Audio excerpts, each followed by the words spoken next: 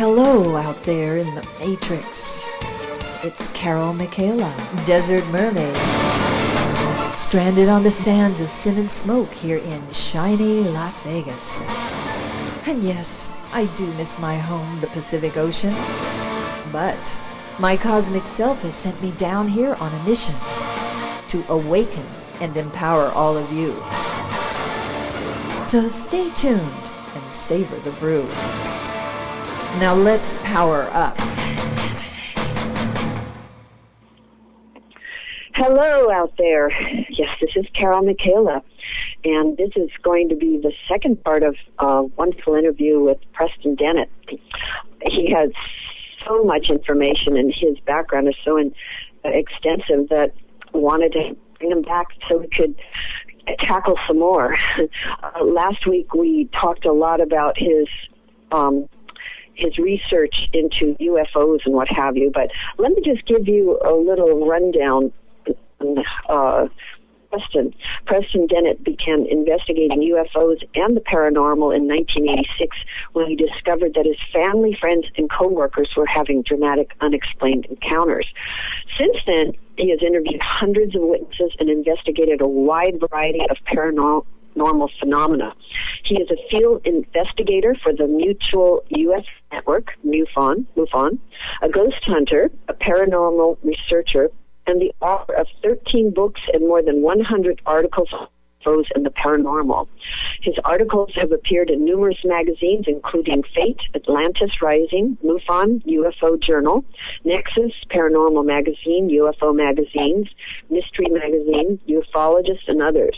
His writing has been translated into several different languages, including German, Portuguese, Chinese, and Icelandic, which I think is cool. He has appeared on numerous radio and television programs. His research has been presented in the LA Times, the LA Daily News, the Dallas Morning News, and other newspapers. He has taught classes on various paranormal subjects and lectures across the United States, and he currently resides in Reseda, California. So really excited to introduce Preston. And Preston, are you there? I'm here. Thanks for having me back. Great. Thank you so much. It was so wonderful to hear about how you got into all of this and what have you through the UFO situation. But you also, and you've written so many books, and at the end, again, we'll go through the books, because how many books is it? I know it's like 11 or something. Or how many books have you written? Well, actually, it's 15. Oh, okay. Okay, that's amazing. The out-of-body thing's always been fascinating to me because, I read, is it Robert Monroe, from the Monroe Institute? I read his books years ago. The first one it kind of scared me. I wanted to do out-of-body, but he talked about the fact that, your own thoughts and what have you will flavor what's going to happen when you go through the veil to the fourth dimension or the astral world or whatever. And so if you have fear, it'll sort of sometimes manifest. And one time he had these like dark kind of entities that sort of attached to him and were like terrifying, and he couldn't get them off. So ever since then, it was like, oh, okay, I think that I would probably have something like that, because at that point in my life, I had fears that I felt might turn into something, but I've gone beyond that. But a few people that have come to my meetup group, the only reason that what we call woken up out of the sleep we're all in was because they just randomly had out-of-body experiences while they were sleeping. So it was just very natural for them. But I wanted you to just tell me, first of all. And never really had a whole lot of success until I read Robert Monroe's book, which you mentioned. Right. Which is called Far Journeys. Right, that first one, yeah. Right, excellent book. He's the grandfather, pioneer of this field, really, at least in the modern age. Yeah, because he had like didn't he have hundreds of them or something throughout his life? But he was wasn't he trained a remote viewer or something originally? He started an institute as a result of all his experiences, and he was very influential in the field. I was able to do it just from reading the directions on his book. Okay. So that's what I did. I picked up his book, and I like, wow, this is interesting. He actually gives exercises. I don't believe it for a second, but I'll try it. Huh. I tried it, and I was pretty dedicated. I did it every day, which the exercises, which we can go into more about how to do these out-of-body things, but it's basically just a combination of relaxation, affirmations, and visualization. So that's what I did, and I immediately started having really vivid dream recall with lots of false awakenings and what I would call pre-lucid dreams, where my awareness is coming up, it's bubbling up, but it's not quite there. And I would say it was about maybe 4 weeks, maybe 2 months after I started doing these exercises that I had my first out-of-body experience. So you're saying you did it for 60 days or something? Because it's true. I mean, I heard somebody else telling me that they were at the Monroe Institute and they were trained there, and that it takes like 35 to 40 days or something at least, a lot of times of continual practice for some people. Some people can do it on the first try. Some people have a really steep learning curve. I think it has to do with who you are and how you feel about this. Because the biggest obstacle, honestly, I mean, there's the only qualifications for doing this is the desire to do it and putting the effort forth. The obstacles are numerous, and the obstacles are pretty much all put in there by ourselves. It's skepticism and fear. Exactly, really the fear, and lack of time. I'm going to add that. Right. Right. I think it's the is it not the Rosicrucians, but the what's the other religion that there's kind of like a religion of people that do that, and they meet with their like a master, a specific master that helps them do that. Have you heard of? I forgot which. I'm not sure what you're talking about, but honestly, it's present in a lot of religions, and it's very prominent in Buddhism, where they talk a lot about lucidity and controlling your dreams and realizing that the physical world is in fact a dream, which it is, and that's astonishing when you find that out. Because what happens, God, I don't even know if I can describe this, but for me, what happened to me is I did the exercises, and Robert Monroe talked about, you'll feel a mild vibration, kind of like an electrical feeling. And it wasn't mild. It was, for me, I thought, oh my God, I've stuck my finger in the light socket while I'm sleeping, is what I honestly thought, because I felt like I was being electrocuted. And I felt these extremely strong vibrations pulsing through me, and I popped out of my body and flew across my room and across the hallway and into the bathroom, and I grabbed the sink, and I'm like, I'm doing it, I'm actually doing it. And there was no reflection in the mirror. I couldn't see anything. Oh, wow.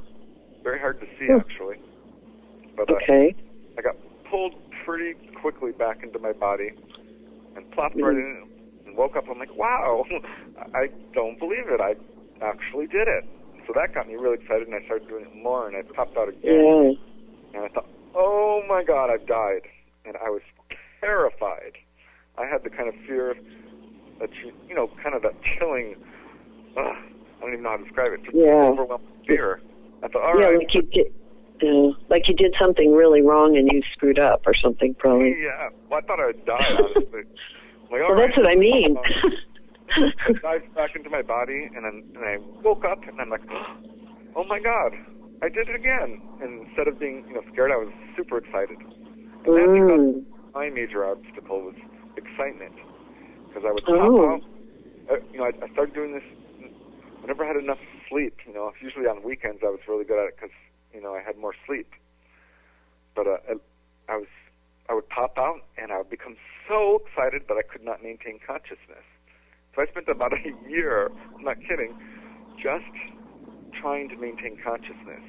And there's other techniques to do that. You mean, do you mean like staying out longer? Is that what you're saying? Well, yeah. What would happen is I'd be so excited I would feel this energy pulsing through me, and I couldn't stay awake. And I'd fall into a dream. Oh. Actually, So we wait. do this every night. The truth is, there is no danger to this. We do this every night. There's no danger of getting locked out or possessed or going too far or anything like that. Because we have spirit guides that follow us around, especially if we're doing this. And as well, we have a silver cord, which attaches our physical body. And we're not physical. When we're out there doing our out-of-body stuff, we're not physical. You can't be hurt.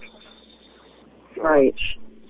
But, besides, the guides, if you aren't supposed to die, they'll send you right back anyway, usually. Right.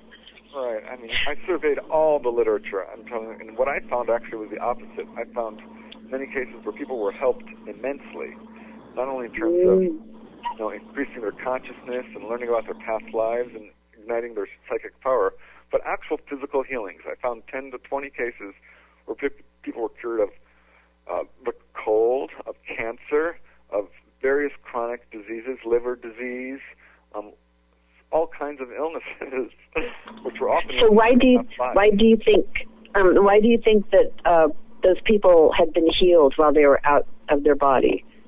Like, did they meet somebody that helped them heal, or did just the experience of doing that help them heal, or what do you think?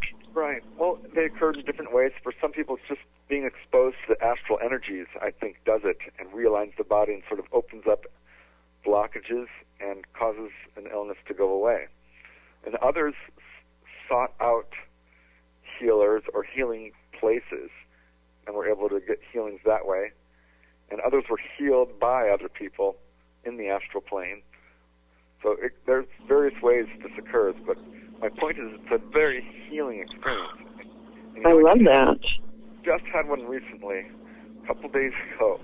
Popped out of my body, and I cannot even describe, because this time I was able to make it, out of the physical world and into what I would call the other side, or the heavenly realms. I'm not a religious guy. Yeah. But I don't know how to describe this place, because it is so beautiful. It's just this beautiful nature place, and I've been there a number of times. And the air itself, the atmosphere, just hugs you and loves you and supports you, and everything is sparkling. Oh, nice. Colors are so vivid. It is gorgeous, and you cannot be in a bad mood. No matter who you are or how you feel. You pop over there, your worries are gone. I mean, I don't care how bad you think it is. Once you're on the other side, oh my God, it is so nice. Oh, so how many oops have you had? Out of body experiences have you had? Thousands. Do you think? Thousands at least, conscious ones, and most of those are. Awesome. Yeah, most of them are really brief. To be honest, I'm not like Robert. I was never able to reach the level of Robert Monroe, and it's tapered off quite a bit for me because I'm working really hard. I'm so tired right now. It's this current time, but I got really good at it at one point, where I could pretty much do it at will, where I would just lie down and I could induce what I would call the vibrational state, or it would happen at night. Most often for me, it's much more difficult to just kind of lay down and induce the state and pop out. For me, I think for a lot of people, how it really happens is they wake up spontaneously in the middle of the night while they're dreaming and find themselves already out of body. Right, exactly. So have you met other beings that you talked to and communicated with at all that you felt like you got some information from, or? Yeah, absolutely. And I would say my whole goal, really, initially, for doing this was, I was so devastated by my mother's death. I mean, down. Because I didn't believe in life after death. So, when did your mother pass away? That was 1984. Okay. And I was so devastated by it that, when I found out you could do this was my goal. I was going to see her. So I would pop out of my body and I'd be like, Mom! Mom, Mom, Mom! Oh, how cute. She'd never come, but finally she did. Finally she did, actually. I popped out of my body and I ran into my living room and there was a lady there, a black lady. I'm like, who are you? Because, a lot of people who do this talk about, they have spirit guides who lead them around. I didn't, or they weren't visible to me. But this time she was. I'm assuming that's what she was, because she smiled at me and grabbed me by the shoulders and spun me around and pushed me through the wall. And I was out in this different place. And I called for my mother, and she was there. My mother died when she was 49, kind of young. Wow, that is young. Of a heart attack. And jeez. At the time, she had gray hair, and she wasn't a young woman. But when I saw her, she was very young looking, my age, at the time, early 20s. She had long hair. And my hair, I lost my hair pretty early. And now when I talk about, my hair comes all flowing back when I'm out of body. And I get hair too. And it's so... Oh. So, wow. My mom led me on this huge, amazing journey. It was probably one of my best out-of-body experiences ever, of the many, many I've had, in which she took me into the heavenly realms and into some higher dimensions, actually, as well. And we had this amazing... Awesome experience. Yeah. Did you, did you speak to the other beings? Yeah, because that probably healed you a lot. I'm sure that healed you so much to know that your mother was, in this amazing realm. Yeah. So that was great for you. I saw her and I spoke with her, and I got to the point where we actually are all living lives on the other side, where we're conscious. Oh. We're actually conscious there, and okay. You're not conscious here and you don't remember it. We're conscious there, and we live these lives, and it is so. Every time I go there, I'm like, oh my God! And I remember all that second hidden life, but I can't remember this physical life. And when really? And when I'm here, I can't remember. I remember remembering, but I can't remember what's going on. But yeah, I've met a lot of people. I've met people who are living. My brothers and sisters, I'll go and meet them and friends, and I'm like, I'm out of body, and you are too. And they're like, well, yeah, I know, but I'm not going to remember it. And I try to get them to remember. They won't. They know they won't, because they're out of body. They know what level, I guess, they're at of awareness. Yeah, right. I don't know exactly, but I argued with them. I tried everything I could to get them to remember, but they don't. Oh, well, let me, probably because it wouldn't be, it's probably a lot easier not to. But, okay, so when you remember your life on the other side, I've heard that the other side seems more real and crystal clear, and this is more like a dream. Do you feel like that is the case? I do. I do, and I know how that sounds. People think, dreams are fleeting, they're hard to remember, but the physical world deteriorates, and it is constantly deteriorating, whereas over there it doesn't. And you can go back to dreams that you've had years ago, and they're still there. And the color, it's absolutely, I'm going to say, twice or three times as real, 5 times. Oh. The truth is we're projecting down here. We feel like, we're going out of body and we're having these astral projections. But the truth is we're projecting down into a physical body, into this kind of dream. Physics has told us that physical reality is, in fact, just a hallucination. It's just an energy matrix. And what we perceive is solid matter. It's really electromagnetic energy. So this is a hologram, in other words, a projected hologram. Okay, so can I ask you, do you think that, this is, my conundrum. I really, really want to know this.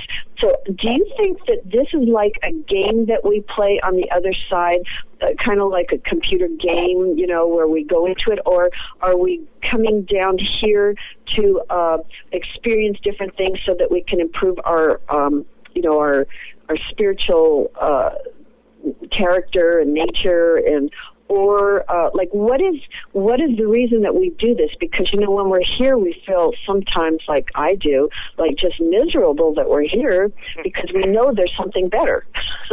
Tell me about it. I'm suffering from this horrible backache right now, and I am miserable. Well, it sounds like you and I have the same problem. But anyway, go ahead. So what is your take? You're absolutely right. You know, that is the astral side, you know, the astral dimensions. That's our true home.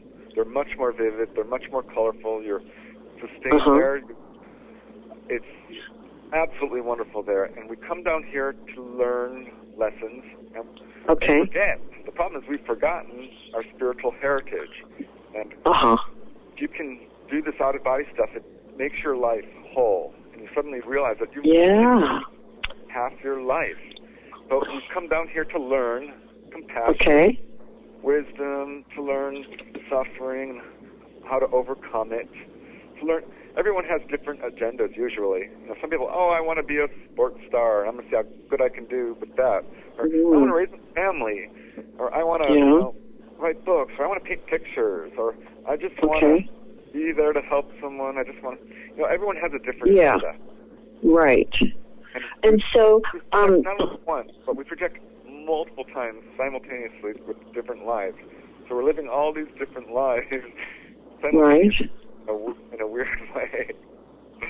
So we're living different lives on different planets? I think would you say? Yeah, in different dimensions or different frequencies. That would this be considered a very dark, hard, really hard one or difficult one, more so than others, or what do you think? Well, I think people choose a wide variety of lives, and some people have very easy lives in whatever era they're living in. Some people, it's very difficult. They choose to burn off a lot of karma, perhaps. Yeah. Okay. See, that's what I think. I think some people might put themselves into a very difficult life to do it faster, to burn off the karma just faster so that they can get back to where they were, maybe. I don't know. Exactly. That's exactly my take on it, and I think that matches a lot of the other researchers and the literature that you've got out there. But, it's very easy to do. Anyone can do this sort of thing. It's not hard. And the major obstacle is laziness, skepticism, and fear. Right, and also, like you said, you really have to practice, so you have to put in the work, kind of, and unless you do it naturally, to have your first experience. Some people are naturally gifted in this. They may have done it before in past lives, or they just... Right. But for me, it actually came I was surprised how easy it was, considering how profound it was. If anyone knew how fun it was just to fly alone, just flying, they would spend an awful lot of time doing this. Say, it takes 7 years to become a doctor. If you were to put that kind of time in, you would not be doing astral travel. You would be doing telekinesis, teleportation. You'd be doing levitation, healing. You would have of this stuff at your gamut of it all. So I think in the future, of course, this will be part of the schooling and what have you, that we will all be developing these techniques, because that's going to be where we're trying to head, I think, next. But I do have to ask you this before I forget. I remember years ago I had a gentleman that did my taxes, and he was very spiritual, a beautiful person, and he had a lot of astral trips that he told me about, and he told me that he had astral sex, and it was just so amazing. It was different in that, two people would meld, their energies would become one, sort of like the orgasmic feeling, but without like the physical thing that happens. But so have you ever had that experience, or? Yes, I have. In fact, you can do anything you want on the astral planes. You can visit your past lives. You can see your spirit guides. You can go visit God. You can do anything. And the thing is, the astral body is also called the desire body, or the emotional body. So what happens is, this is where our emotions come from and our desires. And as we were talking about earlier, a lot of your repressed emotions will come out. So if you have, gluttony or just lust or greed and all this stuff, you're faced with it in a real living way. And for me, my experience, I read a lot about this as well as, experiencing it. And there is a sexual aspect to it, and one of the techniques for going out of body is saving your sexual energy, because apparently it's related. And, and a number of people have had very orgasmic out-of-body experiences, and God knows that has happened to me, where I just pop out, and you're in this energy that is very pleasurable, very sexual, and it's so overpowering that it's almost, you cannot remain conscious. It feels so good. But what my obstacles turned out to be gluttony and lust. I didn't have any problems with anger or fear or any other, major emotions. But for me, I'd pop out and, boy, I would create a grocery store, and I would start eating sour cream and onion chips and Neapolitan ice cream and brownies and chicken and just eating like a massive. So you're saying you went out on an astral trip and you ended up at a grocery store because you just thought, wow, I think I want to eat. Is that what you did? Or? I thought, God, this is odd. Why do I keep ending up in grocery stores? Turns out this is a pattern that turns up in a lot of people's experiences. I'm not exactly sure why. Nobody knows why, except for maybe food has got a lot of energy to it, or there's something there. But so first I get through this whole gluttony thing, and mind you, this food tastes real and it feels real. Really? You swallow it and you chew it, and it disappears about halfway down your throat. And you're like, oh, all right. And so you can eat what you want and just really satisfy those desires. And you don't get fat. No. And then you overcome with lust, and I've always been kind of that way. Lusty. Life has been very, very much. Oh, amazing! You mean you're the only man I've ever heard say that? Just kidding. Men are always horny. They're always thinking about sex. Right. And, as a young man, especially, boy, I had a lot of sexual energy, and so I'd and I could not help myself. I would create people to have sex with. Wow, I like that. Yeah, it's amazingly fun, really. And you fun. So were they human, or were they from other worlds where they would look different, or you'd probably be creating a human, I guess. Yeah, just regular people, whoever you find very attractive. Yeah. So that's a lot of fun. Robert Monroe talked about it, and he said for him, he would just put it off, and a lot of these out-of-body people will put it off, and some will kind of go through it, and I had to go through it. And then I'm like, all right, I'm satisfied, and then I'd pop out, and then I'd be like, all right, take me to see a past life, or I want to go to the Akashic plane, or I want to see Mom, or I'd be like, this shocked me. Pets, dogs, cats, they can talk on the other side. That's what I heard. So did you talk to your pet that was alive at that time? Or was it a pet? No, the pet died, and I would see her periodically, and then the time came where she talked. She's like, hello. And I'm like, whoa. I had not read that. I love that. Later on, I did read about that and tapped a number of things. Well, I certainly have some animals that would love to talk to me here.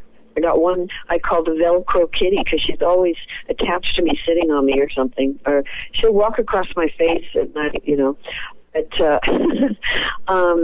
well, that's fascinating. Well, I've had two, what I'd call, one out-of-body experience where I was actually, I think, taken out of my body by what I call a white light being. But the other one was where I went to this house and this lady was trying to take us on a journey out of our body.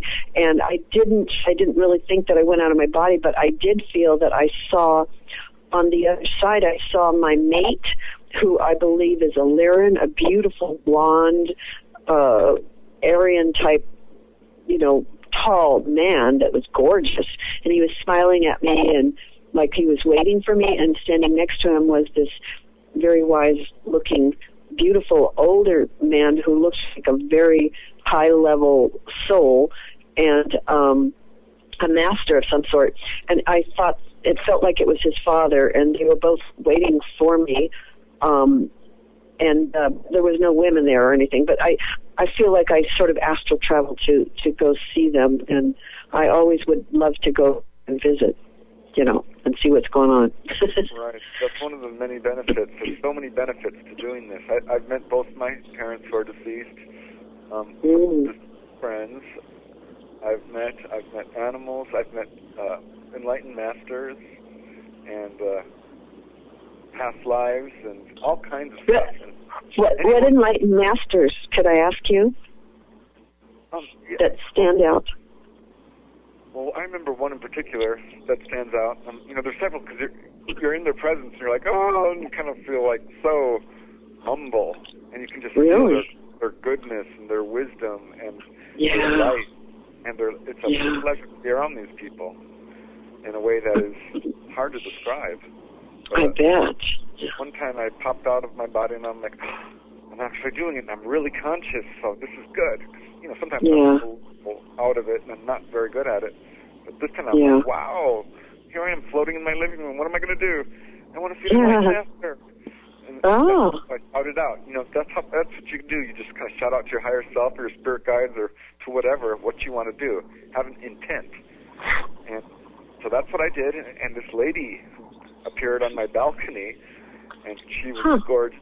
She looked like Daryl Hannah, dressed in a really pretty dress. Wow.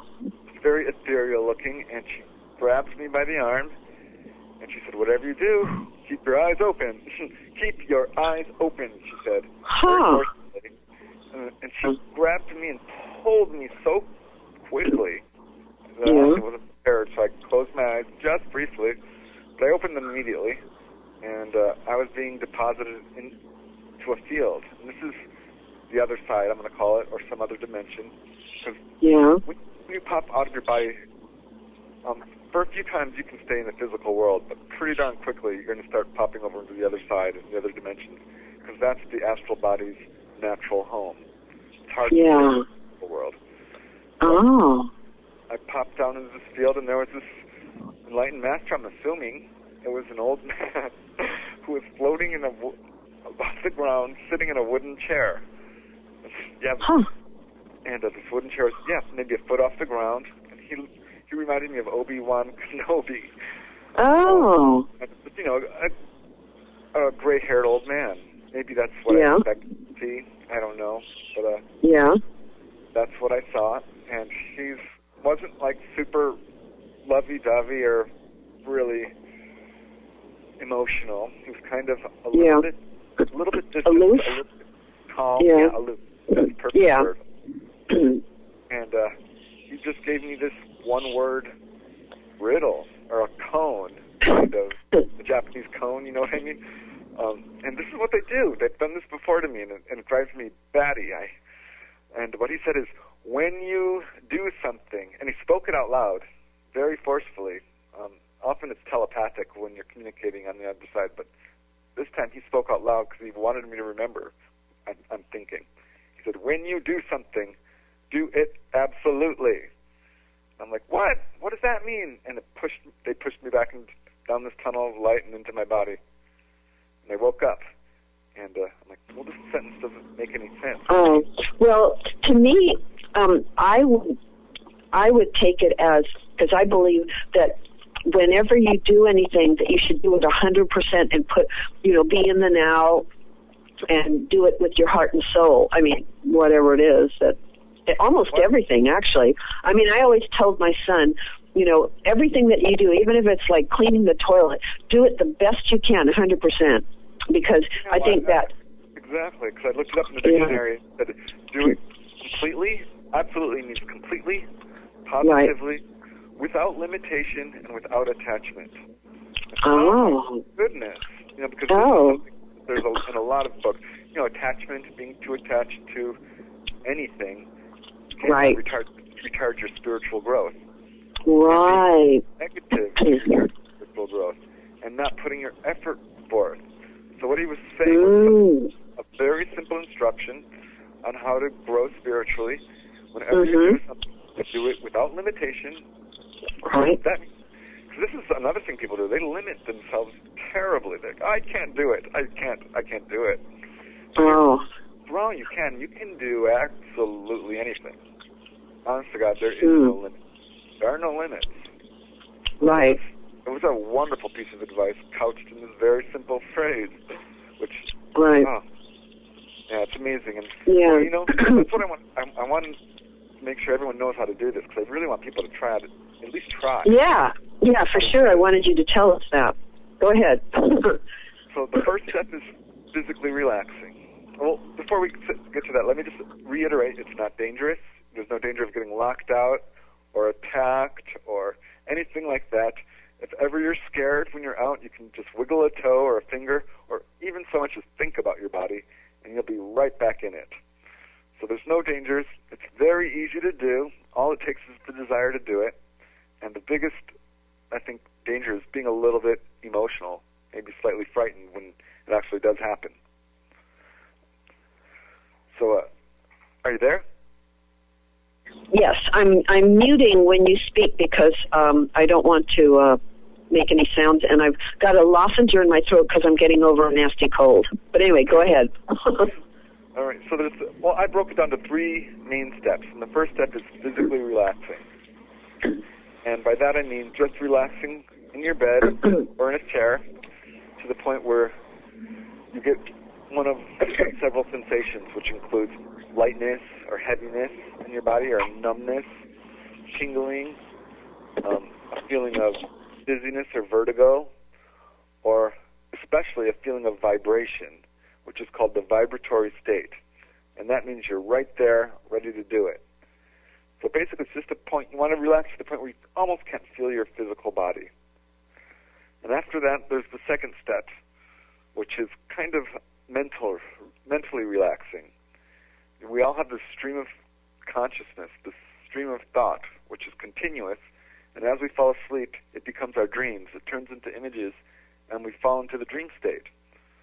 So instead of falling into the dream state, you want to watch this stream of thought and let it go into the background, and you start doing affirmations, saying, I will remember my dreams. I will have an out-of-body experience tonight. I am already out of body right now. I will remember everything that happens to me, that sort of thing. And then there's the third step, which is visualizations. And by that I mean you visualize yourself leaving your body. You visualize yourself in an area where you want to go, like, another city or your friend's house or, heaven or what have you, wherever you want to go. You visualize it. And what works really well is visualizing movement of any kind. So you visualize yourself running, just running as fast as you can, and that'll take you right out of your body. Or visualize yourself spinning like Wonder Woman in a circle, and that works very well. Visualize yourself rolling out of bed, on a swing set, going up in an elevator, an escalator, on the bow of a boat, going up and down, anything that gives you movement, and that will take you right out. So that's basically it. 3 simple steps. Physically relax, mentally relax, give yourself affirmations, saying you will remember your nightly experiences, you will have an out-of-body experience, and visualizing it. And it's that simple. And it opens up a whole new world. It's so amazing.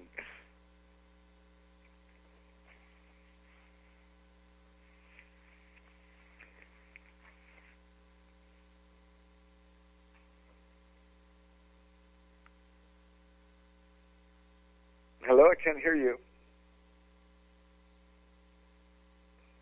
Are you there?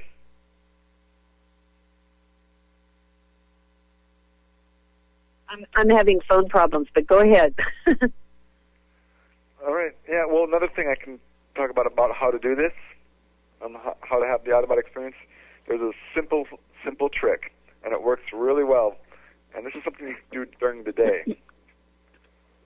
There's different ways you can approach this. You can approach this while you're going to sleep, and when you're waking up, in basically the sleeping hours, is when you do these exercises. But there's another exercise you can do all day long, and every hour, or as much as you possibly can, even if it's once a day, that's fine. But if you can do this often, it'll work like gangbusters. And you tell yourself, am I dreaming right now, this very second? And you test reality by trying to jump into the air and fly, or maybe throw something up and see if it floats, or maybe push your finger through a solid object like your desk or a wall or your chair. you do this every hour, or at least once a day, but again, more often, what happens is it translates into the dream state. And so you'll be in a dream state, and you'll suddenly like, I wonder if I'm dreaming right now. And this is the huge obstacle. Our dreams, our out-of-body experiences are so vivid and so real that it never even occurs to us that we're out of body. We just would not even think of it. So what will happen is you'll start to test yourself all during the physical day. You're like, no, I'm not dreaming. But you have to physically test it and take it seriously and really critically reflect, is this a dream? And then you do it in the dream state, and what happens is suddenly you jump up and you're flying, or you'll throw something up and it floats, or you'll push your finger into a desk and it goes right through, and you become lucid, and you have this amazing revelatory experience where you realize you're awake and you're asleep at the same time, and you're out of body. So it's extraordinarily disorienting, almost, because suddenly the world becomes super vivid, and the colors are twice as vivid, and everything is real, and you're like, oh my God, this is the real world. And so it's a lot to take in. Well, let me ask you, I meant to ask you this question. Could you, actually help somebody by pulling them out of their body when they're asleep and, coming over to my house and pulling me out of my body because I really want to go?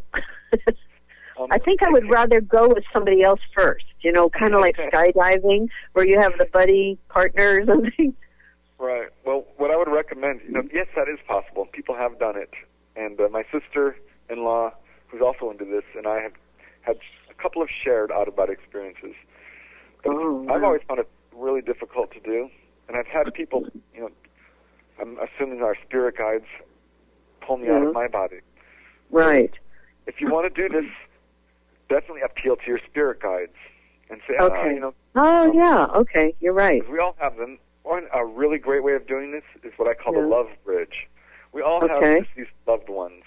Pretty much all of us have someone on the other side who we love.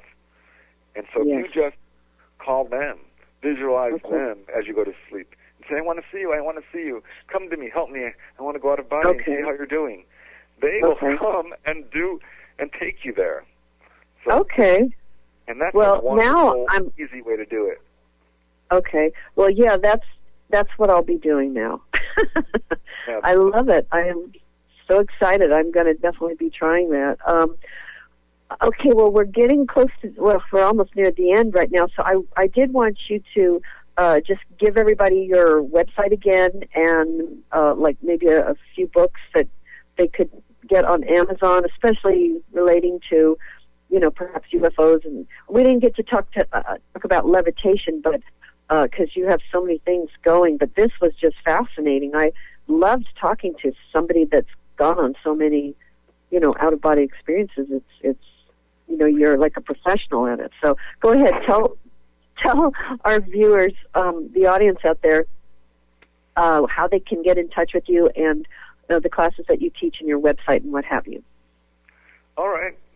You can get in touch with me through my website, which is my name, PrestonDennett.weebly.com. That's all one word, Preston Dennett, 2 N's, 2 T's, .weebly, which is WEEBLY.com.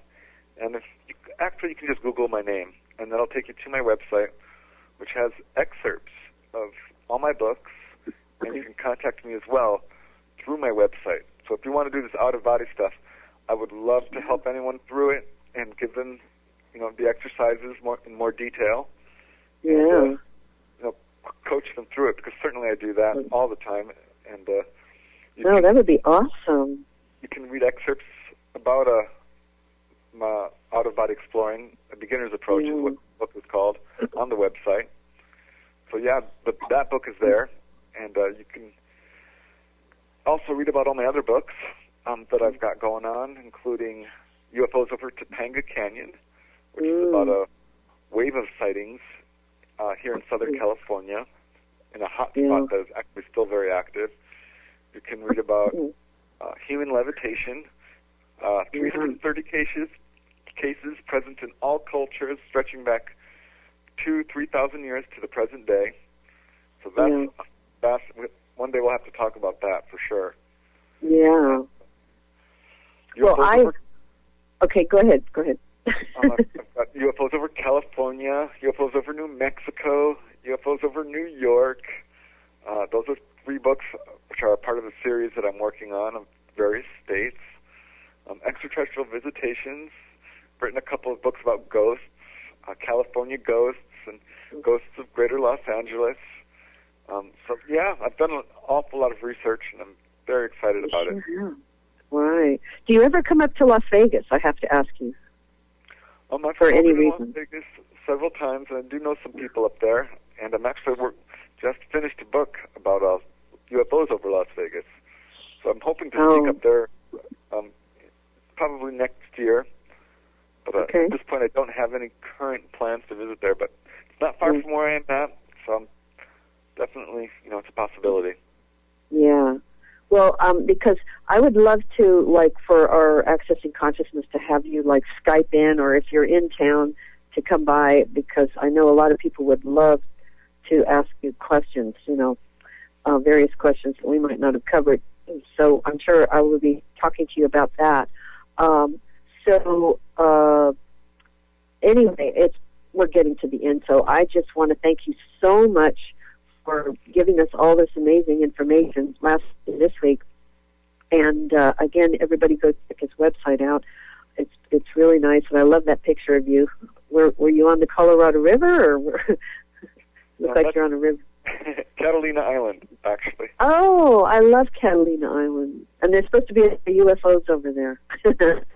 Oh yes, there is. I'm writing a book about it. Yeah, the ones that come out of the water and all that. So anyway, thank you so much, Preston, and we're going to have you back again very soon in the future. I hope you'll agree with that. And again, I think you just have such an extensive background on all of this, just totally amazing, and at such a young age. So good for you. Well, thanks. Thanks for having me on. Thank you so much. And again, I hope everybody has a wonderful week. I really feel that the energy is going to be totally amazing for 2014. It's going really fast. Time is definitely moving a lot faster. And I think we can all manifest some good things this year and next. So thanks again, Preston. And thank you so much out there, and have a great week. Bye.